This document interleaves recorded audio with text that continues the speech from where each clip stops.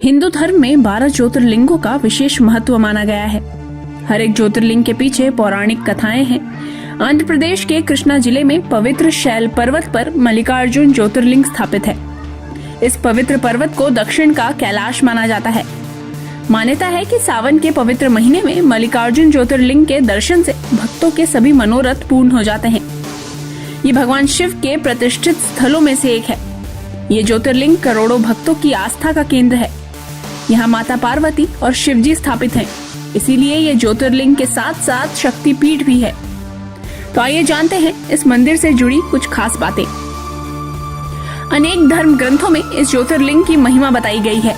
महाभारत के अनुसार श्रीशैल पर्वत पर भगवान शिव का पूजन करने से अश्वमेघ यज्ञ करने का फल प्राप्त होता है।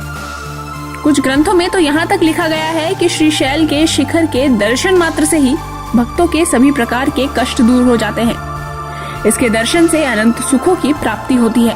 वहीं वेद पुराणों के अनुसार एक बार भगवान शिव के दोनों पुत्र यानी गणेश जी और कार्तिकेय विवाह के लिए आपस में झगड़ने लगे थे। वो इस बात पर बहस कर रहे थे कि सबसे पहले विवाह कौन करेगा। तब भगवान शिव ने निष्कर्ष निकालते हुए उन दोनों को एक कार्य सौंपा। उन्होंने कहा कि जो सबसे पहले पृथ्वी का चक्कर लगाकर वापस आएगा उसी का विवाह सबसे पहले किया जाएगा। जिसके बाद भगवान कार्तिकेय पूरी पृथ्वी का चक्कर लगाने के लिए निकल गए, लेकिन गणेश जी अपने गोल मटोल शरीर की वजह से विचार में पड़ गए। फिर बुद्धि के देवता गणेश जी ने सोच विचार करके अपनी माता पार्वती और पिता महादेव से एक आसन पर बैठने का आग्रह किया। उन दोनों के आसन पर बैठ जाने के बाद श्री गणेश ने उनकी 7 परिक्रमा की। इस प्रकार श्री गणेश माता पिता की परिक्रमा करके पृथ्वी की परिक्रमा से प्राप्त होने वाले फल की प्राप्ति के अधिकारी बन गए। उनकी इस चतुर बुद्धि को देखकर शिव और पार्वती दोनों बहुत प्रसन्न हुए और उन्होंने श्री गणेश का विवाह करा दिया। जब कार्तिकेय पृथ्वी से लौटे तो गणेश जी को विवाहित पाकर अपने माता पिता से अत्यंत क्रोधित हो गए। क्रोधित होकर कार्तिकेय क्रोंच पर्वत पर आ गए। इसके बाद सभी देवता उनसे कैलाश पर्वत पर लौटने की विनती करने लगे, लेकिन वो नहीं माने। पुत्र वियोग में माता पार्वती और भगवान शिव भी दुखी रहने लगे।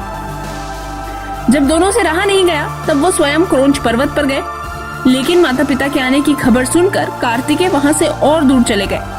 अंत में पुत्र के दर्शन के लिए भगवान शिव ने ज्योति रूप धारण किया और उसी में माता पार्वती भी विराजमान हो गई।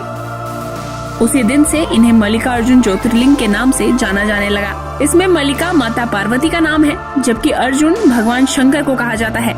इस प्रकार सम्मिलित रूप से मल्लिकार्जुन ज्योतिर्लिंग पूरे जगत में प्रसिद्ध है।